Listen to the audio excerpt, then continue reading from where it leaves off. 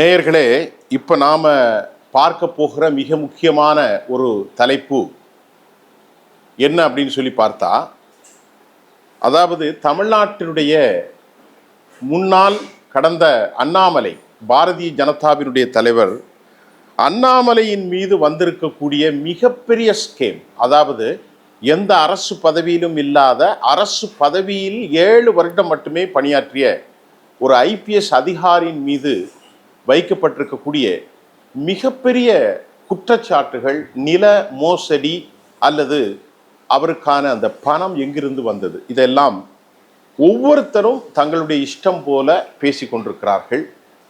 ஒரு விவகாரத்தை நாம் உங்களுக்கு தெளிவாக சொல்ல முடியும்.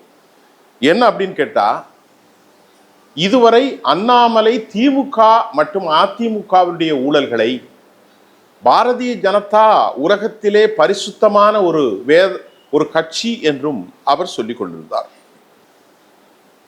இன்றைக்கு அவர் மீது எழுப்பப்பட்டிருக்கக்கூடிய ஏராளமான கேள்விகளுக்கு அவர் பதில் சொல்லணும்.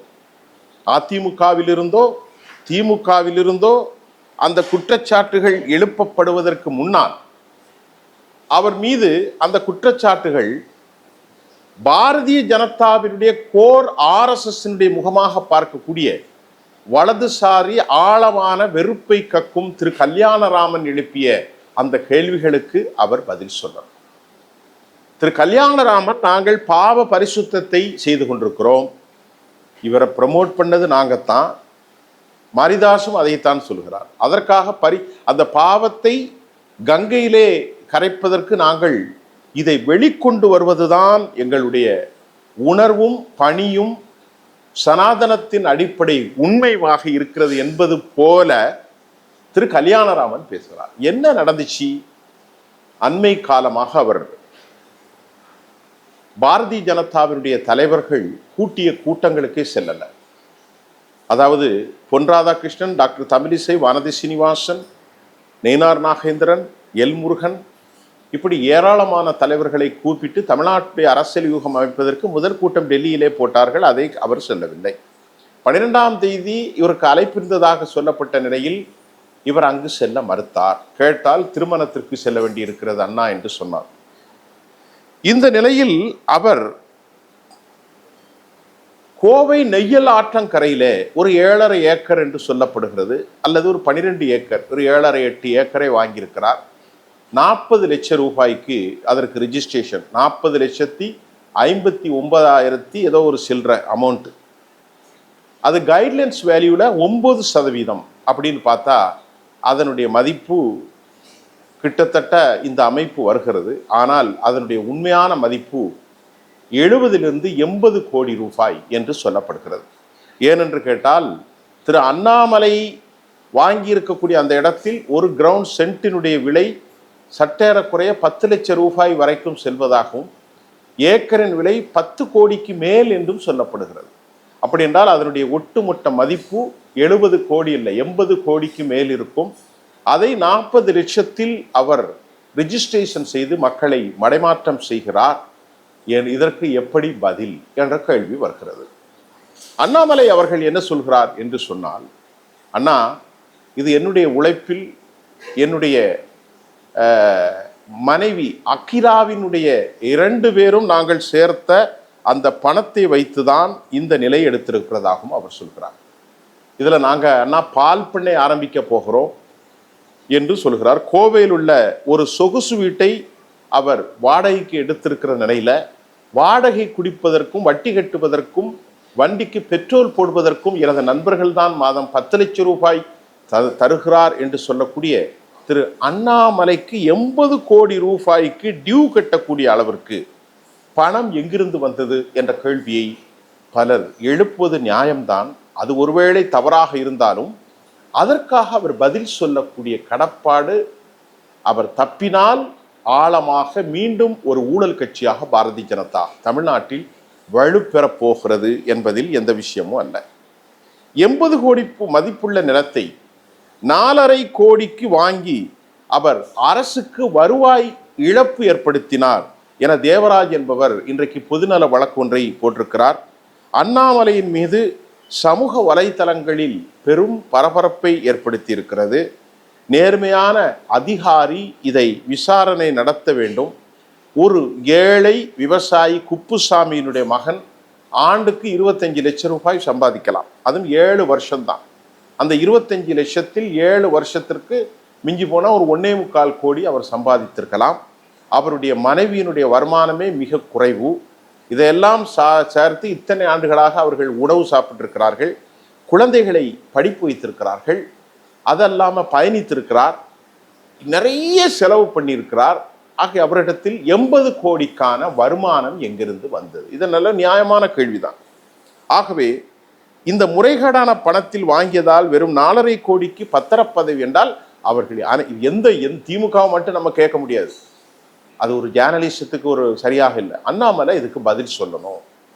கோவை மாவட்டம் தொண்டாமுத்தூரில் தான் நான் ஏற்கனவே சொன்னதை போன்று நொய்யல் ஆற்றை ஒட்டியிருக்கிற இடத்தில் 7.5 ஏக்கர் அல்ல, இது 12.14 ஏக்கர் விவசாய நிலத்தை அண்ணாமலையும் அவரது மனைவி வாங்கியுள்ளார்கள், அகிலா. அதில் 7 ஏக்கர் நிலத்திலே இதுல பாக்கு தோட்டம் இருப்பதாகவும், மீதி உள்ளதை அந்த இடத்தை யார்கிட்டெல்லாம் வாங்கியிருக்கிறாங்கன்னு புட்டு வைக்கிறாங்க பாருங்க. வாழை, நெல் உள்ளிட்ட பயிரிடப்பட்டுள்ளன. 7 ஏக்கர்ல வாழை.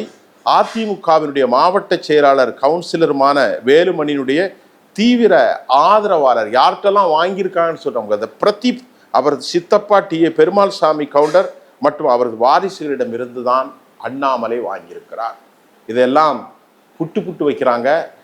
பாரதிய ஜனதாவுடைய ஆரம்ப கட்டத்தினுடைய மிக முக்கியமான ஆளுமை திரு கல்யாண ராமன் அவர்கள் இதெல்லாம் வச்சிருக்கிறாரு. கோவை காந்திபுரத்தில் இருக்கக்கூடிய சர்பதிவாளர் அலுவலகத்தில் பதிவு செய்யப்பட்டுள்ள 80 கோடி மதிப்பிலான சொத்தின் உண்மையான மதிப்பிற்கு பதிலாக விதிமுறைகளை மீறி அண்ணாமலை அரசுக்கு மிகப்பெரிய அளவில் வருவாய் இழப்பீட்டை ஏற்படுத்தியிருப்பதாகவும் புகார் வந்திருக்கிறது. அண்ணாமலையினுடைய மனைவி, அந்த அம்மாவும் நல்லா படிச்சிருக்கிறாங்க, அகிலா அண்ணாமலை. அவர்களின் பேரில் தான் பத்திரப்பதிவு செய்யப்பட்டுள்ளதாக வருகிறது. இப்போ கணவனுக்குள்ள வருமானம், மனைவிக்கு உள்ள வருமானம். இதற்கிடையில வேற ஒரு இடத்துல அவர் பெங்களூர்ல 3 பேர் பார்ட்னர்ஷிப்பா ஒரு கம்பெனி வைத்திருக்கிறார். அதனுடைய வருமானம் வெறும் 20 லட்சம் ரூபாய் தான் வந்திருக்கிறது ஒட்டுமொத்தமாகவே. அப்படி என்றால் மாதம் வெறும் 60,000 தான் இவர்களுக்கான ஷேரா வந்திருக்கும். அப்போ அந்த பணத்தை வைத்தெல்லாம் 80 கோடிக்கு இவர்கள் வாங்க முடியாது. 80 கோடி அல்ல, இப்போ அண்ணாமலை 40 லட்சம்னு பார்த்தாலும் கைட்லைன்ஸ் வேல்யூ தான் 10%. அப்போ 4.5 கோடிக்குத்தான் அவர் 40 லட்சம். ஆனால் இதை விட 10 மடங்கு இருந்தால் 40 கோடி அதனுடைய விலை. குறைஞ்சபட்சத்துக்கு நீங்கள் பாருங்க ஐயா, நல்லா கவனிங்க. ஒரு இடத்த 4 கோடினா 9% பத்திரப்பதிவு, அதுக்கு தான் 40 லட்சம். அப்போ ஒரு 4.5 கோடி 4.25 கோடிக்கு உள்ள இடத்த தான் அவர் 40,59,150 ரூபாய் எவ்வளோ பண்ணியிருக்காரு. அதை விட 10 மடங்கு கூட இருக்குன்னு சொன்னால் அது எத்தனையோ மடங்கு இருக்கும். ஆனால் 10 மடங்கு இல்லை, 20 மடங்கு கூட இருக்கும். கைட்லைன் வேல்யூ 1000 ரூபாயா இருக்கும். உண்மையாக சென்னையிலே சில இடங்களில் 14,000 ரூபாய் இருக்கு. கைட்லைன் வேல்யூ 1000 ரூபா, ஸ்கொயர் ஃபீட்டு 14,000 ரூபா பிளாக் மார்க்கெட்டில். அப்போ அண்ணாமலை கைட்லைன் வேல்யூவை 4 கோடிக்கு வாங்கிய அந்த சொத்தினுடைய மதிப்பு 100 கோடி இருக்கலாம், 80 கோடி இருக்கலாம். ஆனால் இவர்கள் அனைவரும் பொது புத்தியில் பதிவு செஞ்சது 80 கோடி தான். இந்த நொய்யல் ஆற்றங்கரையை பற்றியோ அதனுடைய தன்மைகள் அங்குள்ள விவகாரம்லாம் நமக்கு தெரியலை. இது தொடர்பாக அடுத்த செய்தி என்ன வந்திருக்கின்றால், பாஜகவின் தலைவர் பெயரை பயன்படுத்தாமல், அவர் இப்பொழுது பாஜகவினுடைய தலைவர் இல்லாமல் முன்னாள் IPS அதிகாரி என்ன சொல்லியிருக்கிறார்? அண்ணாமலை வெளியிட்டுள்ள அறிக்கையில் என்ன சொல்றாருன்னா, IPS அதிகாரி அப்படின்னு தான் குறிப்பிடுறார். பாரதிய ஜனதாவினுடைய தலைவர் அப்படிலாம் அவர் சொல்லலை. எனது அரசியல் சேவைகளுக்கு அப்பாற்பட்டு சமுதாய நலம், இயற்கை விவசாயம், இதெல்லாம் எனக்கு ரொம்ப பிடிக்கும். என் பிள்ளைகளுடைய வருங்காலத்திற்காக, எல்லாவற்றின் கவனத்திற்காக நான் கவனத்தை கொண்டு அவர் சொல்றார், சமுதாய நலன், இயற்கை விவசாய நலன் தொடர்பாக நான் செய்து வரும் பணிகள் குறித்து சிலர் வதந்திய சமூகத்தில் பரப்புகிறார்கள். ஆனால் இயற்கை விவசாயத்தின் மீதுள்ள கொண்டுள்ள ஆர்வம், பற்றுதல், எங்கள் வீதி லீடர்ஸ் அறக்கட்டளை இயற்கை விவசாயம் தொடர்பான பல முன்னெடுப்புகளை மேற்கொண்டிருக்கிறோம் அப்படின்ட்டு அவர் சில கதைகளை சொல்றாரு. இதை கம்பி கட்டுற கதைன்னு அவருக்கு ஆகாதவங்க முகாமிலிருந்து கடுமையாக விமர்சனம் வைக்கப்படுகிறது. அவர் கடன் ஆகியவற்றை பயன்படுத்தி தான் நான் இதை வாங்கியிருக்கிறேன். இந்த கடன் எனது வங்கி கணக்கு மூலம் அந்த கடனுக்காக மாதாந்திர வட்டியும் நான் கட்டி வருகிறேன். அண்ணாமலை சொல்கிறார். நிலத்தை பதிவு செய்த நாளில் நான் சொல்லவில்லை என்று கூறுபவர்கள் அது அசையா சொத்து, பவர் ஆஃப் அட்டானி மூலம்தான் அதை வாங்க முடியும். அதன் மூலமாக என் மனைவியின் மீது தான் பல பவர் ஆஃப் அட்டானி அகிலா மீது வந்திருக்கிறது என்றெல்லாம் அவர் நிறைய கதையை சொல்றாரு. இது மொத்தமாக இந்த முத்திரைத்தால் 40,59,220 நாங்கள் செலுத்தி இருக்கிறோம் என்றும் அண்ணாமலை தெளிவுபடுத்தியிருக்கிறார். தற்போது எனது குடும்பத்தினருக்காகவும் எனது பிள்ளைகளுடைய குழந்தைகளினுடைய எதிர்காலத்துக்கு பாதுகாப்பும் சட்டத்திற்கு உட்பட்டு தான் நாங்கள் இந்த வேலையை செய்திருக்கிறோம். கடந்த 2025 ஏப்ரல் வரை என் குடும்பத்தோடு எனக்கு செலவிட எனக்கு டைம் இல்லை, நேரம் இல்லை, பொதுப்பணி கட்சின்னு இருந்தேன். இப்போவாது நானும் என் மனைவியும் நமது நாட்டின் குடும்பம் புகழ்பெற்ற நிறுவனங்கள் ஒன்றிலிருந்து வணிக மேலாண்மை பெற்ற நாங்கள் எங்களுக்கு இருக்கக்கூடிய அந்த சேமிப்பின் மூலம் மீதி இருக்கக்கூடிய அந்த கடனை பெற்று இதை செய்திருக்கிறோம் என்று அவர் சொல்லியிருக்கிறார். அது மட்டுமில்ல, அண்ணாமலை 2024 அடுத்த குற்றச்சாட்டு என்ன வருதுன்னா, ஐயா அவரு குழந்தைகளின் நலனுக்காக பாடுபடலாம், குடும்பத்தினுடைய நலனுக்காக பாடுபடலாம், மனைவியும் அவரும் சேர்ந்து தங்கள் எதிர்காலத்தை கட்டமைக்கலாம். பாரதிய ஜனதா தலைவர் என்று அவர் பதிவு செய்யவில்லை. முன்னாள் IPS அதிகாரி அண்ணாமலை 7.5 வருஷம் மட்டும்தான் வேலை பார்த்துருக்கிறாரு.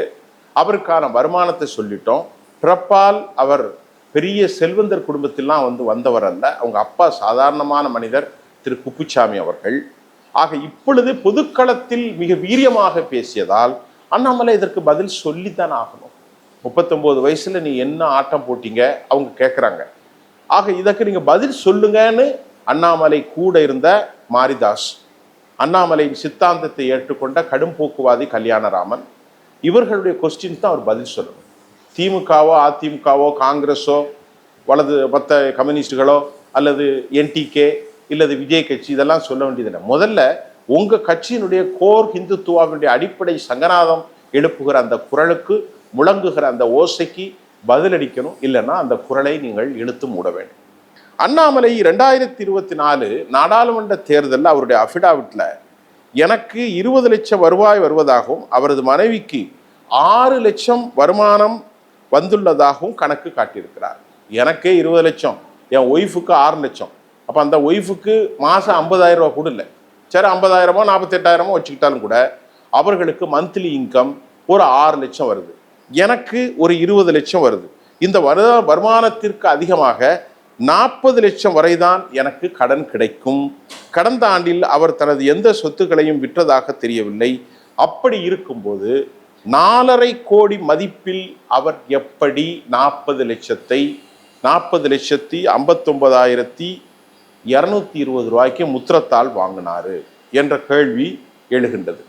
இது அண்ணாமலை தலைவரான பிறகு அதற்கு பிறகு ஒரு சம்பவத்தையும் நமக்கு வருகிறது. இப்போ நல்லா புரிஞ்சுக்கிடுங்க. அண்ணாமலை மாநில தலைவரான ஆன பிறகு அடுத்த குற்றச்சாட்டு, திண்டுக்கல் மாவட்டத்தில் அவரது மைத்துனர் சிவகுமார் மற்றும் நண்பர் செந்தில்குமார் பெயரில் அண்ணாமலை சேம்பர் என்கின்ற ஒரு பெரும் சேம்பரை தொடங்கியிருக்கிறார். ரஷ்யாவினுடைய உஸ்பெகிஸ்தான் நாட்டிலிருந்து நவீன இயந்திரங்கள் வாங்கி வந்து இந்த சூளையை அவர் தொடங்கினார். இன்னைக்கு தமிழ்நாட்டில் நம்பர் 1 செங்கல் சூளையாக அது விளங்குகிறது. சில மாதங்களுக்கு முன்பு வருமான வரித்துறை அதிகாரிகள் அங்கு சோதனை நடத்தியிருக்கிறாங்க. அந்த சோதனையில் ஏராளமான டாக்குமெண்ட் ஹாஸ் பீன் அவங்க சீட் பண்ணியிருக்கிறாங்க.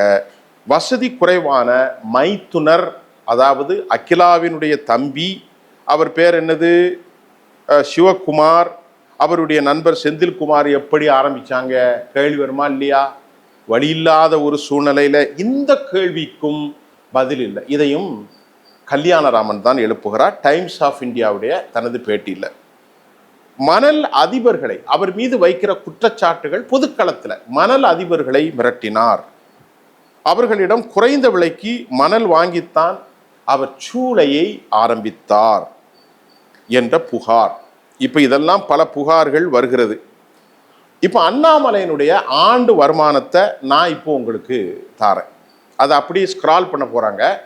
அதை நீங்கள் இப்போ உடனே பாருங்கள். 2018-19 9,34,706, 2019-20 7,67,2020, 2020-21 11,39,640, 2021-22 11,77,10, 22-23 20 லட்சம். ஆக அண்ணாமலையினுடைய வருமானமே 30, 40, 42 ஒரு 50 லட்ச ரூபா தான் வந்திருக்கு. 2018 2023 வரைக்கும் அண்ணாமலையினுடைய வருமானம் 50 லட்சம். கொஞ்சம் கூட இருக்கும், அதெல்லாம் விட்டுருங்க. அண்ணாமலை ஒய்ஃப் இருக்காங்க பாருங்க, அகிலா அண்ணாமலை, அவங்களுக்கு 2018-19 அண்ணாமலையினுடைய மனைவி அகிலாவுக்கு 2019 16,97,000 ரூபா வருமானம் வந்திருக்கு. 97,719.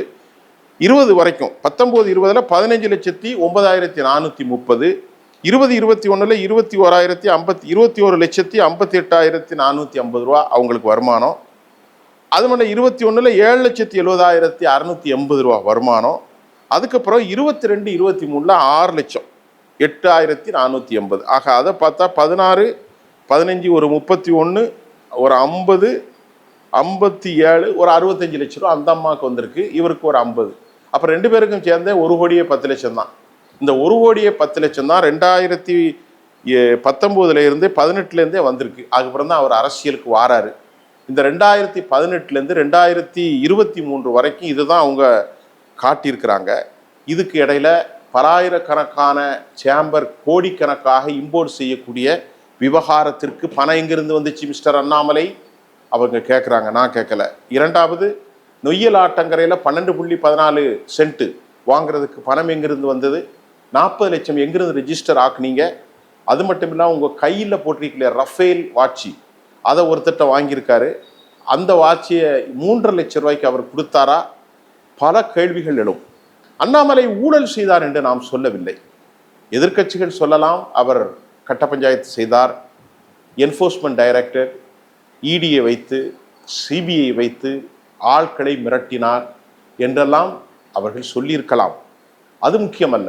அது எதிர்க்கட்சிகள்னா அரசியல் தான் செய்வாங்க. ஆனால் ஒரு தார்மீக ரீதியாக ஒரு ஐபிஎஸ் அதிகாரியாக மிஸ்டர் கிளீனாக இருக்கும் அண்ணாமலை இதுக்கு உடனே புட்டு வைக்கணும். இப்போ அவர் கேட்குறாரு, நீ எந்த பேங்க்ல நீங்கள் கடன் வாங்கினீங்கன்னு கேள்வி எழுப்புறாரு. யாரு? கல்யாணராமன். பாரதிய ஜனதாவினுடைய முகம், ஆர்எஸ்எஸ்ஸின் முகம், கடும்போக்குவாதி, கடும்போக்குவாத கொள்கைக்கு சமமானவர். வார்த்தைகளை ரொம்ப சிதறடிப்பார். அப்படிப்பட்ட அண்ணாமலைக்கு எதிரான கேட்குறார், நீ எந்த பேங்க்ல கடன் வாங்கினீங்க அதை சொல்லுங்கோ அப்படின்னு கேட்குறாரு. நியாயமான கேள்வி. ஏன்னா அவர் சொல்றாரு, தனிப்பட்ட குப்புசாமியோ நாராயணசாமியோ கந்தசாமியோ ராமசாமியோ கடன் வாங்கினா நான் கேட்க முடியாதுங்க. அண்ணாமலை ஒரு தேசிய கட்சியினுடைய மாநில தலைவர், ரிட்டையர்ட் ஆனக்கூடிய ஒரு ஐபிஎஸ் அதிகாரி விஆர்எஸ்ல. அப்படிப்பட்ட அண்ணாமலைகிட்ட கேட்கணும், அவர் பதில் சொல்லணும்.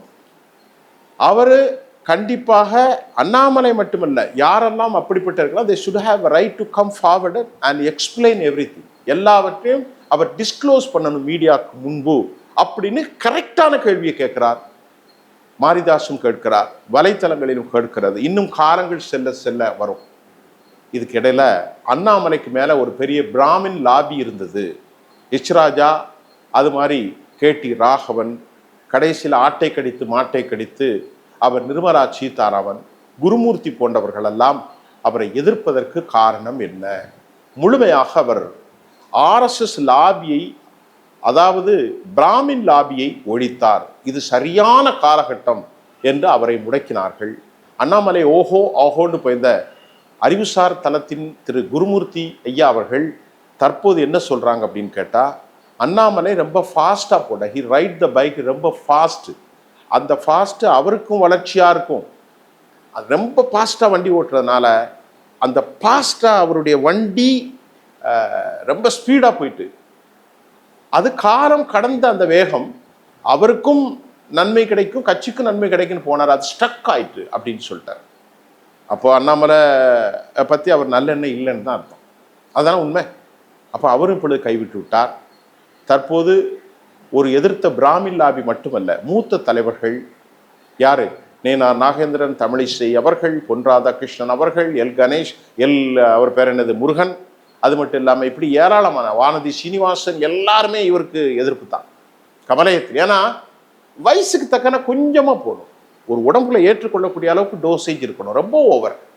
அதனால இப்பொழுது அவர் இனி மீண்டும் அவருக்கு அரசியல் வாழ்க்கை தமிழ்நாட்டில் இல்லை, உறுதியாக சொல்ல முடியும். இதற்கெல்லாம் அவர் பதில் சொல்லாமல் தப்பலாம், எல்லோரும் தான் தப்புறாங்களே, பிரச்சனை இல்லை, எல்லா கட்சிக்காரங்களும் தப்புறாங்க, திமுக காரங்கள்லேருந்து எல்லாரும், அதிமுகலேருந்து எல்லாருமே. பிஜேபினா ஒட்டுமொத்தமாக வட இந்தியாவில் அவ்வளோ ஊழல் தலைவர்களும், அஜித் பவாரில் இருந்து, பிரபுல் பட்டேலில் இருந்து, நாராயண ராணேல இருந்து, புஜிபாலில் இருந்து, எல்லாரும், ஆந்திர பிரதேசில் இருந்து நாயுடுல இருந்து, ஆசாமுடைய சீஃப் மினிஸ்டர் மீது வந்து எல்லாருமேலே ஊழல் பட்னாவிஸ் வரைக்கும் ஊழல் குற்றச்சாட்டு, தப்ப முடியாது.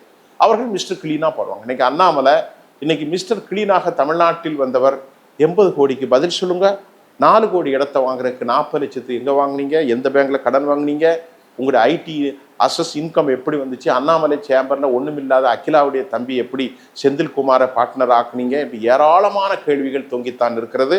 அண்ணாமலையுடைய அரசியல் வாழ்க்கை தமிழ்நாட்டில் முடிவுக்கு வருகிறது, அது உறுதி, அதில் எந்த சம்மந்தமும் இல்லை. அடுத்து அவர் வந்து ஒரு வேளை அண்ணாமலை அநேகமாக அவர் கட்சியிலிருந்து விலகக்கூடிய சூழல் இருக்கிறது.